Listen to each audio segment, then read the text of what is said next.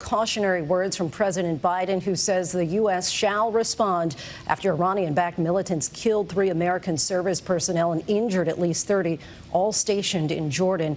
They are the first American service members to die from hostile fire since the start of the Israel-Hamas war. The troops were there to support American forces in Syria and assist the military in Jordan.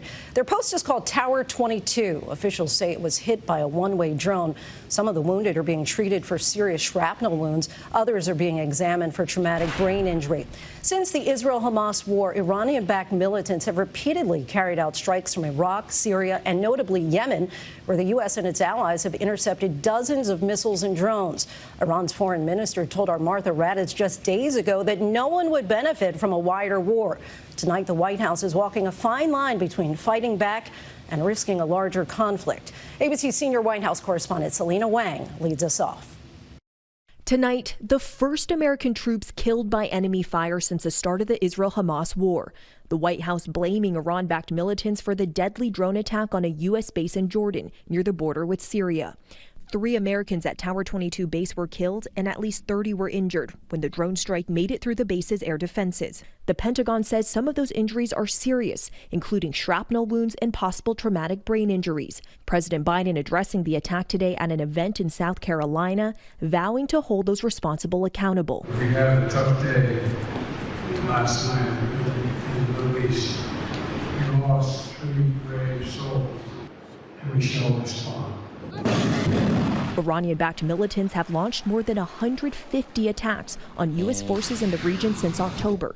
The U.S. has retaliated several times with strikes of its own. Just this week, ABC's Martha Raddatz pressed the highest-ranking U.S. military officer on the administration's strategy. What would you say to those people who are critics who would say, look, they're not being tough enough on these militants. They're not being tough enough on Iran. I would also ask, do they want a broader conflict? Do you want us in a full-scale war? And so we've got to be thoughtful about our approach in these areas, and we can't predict exactly how any one of these groups is going to respond. We don't want to go down a path of greater escalation that drives to a much broader conflict within the region. That ever-present risk of military escalation. Selena Wang joins us now from the White House. Selena, now that American troops are dead, we're already seeing increased pressure on the Biden administration to respond. Exactly, Lindsay. The pressure is growing. Republican lawmakers, including Mitch McConnell and House Speaker Mike Johnson, they're calling on the president to take stronger action to stop these attacks. Now, U.S. officials tell me tonight that they do expect a serious response from the Biden administration. But look, the president here is walking a very fine line. He's trying to deter these attacks from these Iranian-backed militant groups while also trying to prevent this conflict from spreading.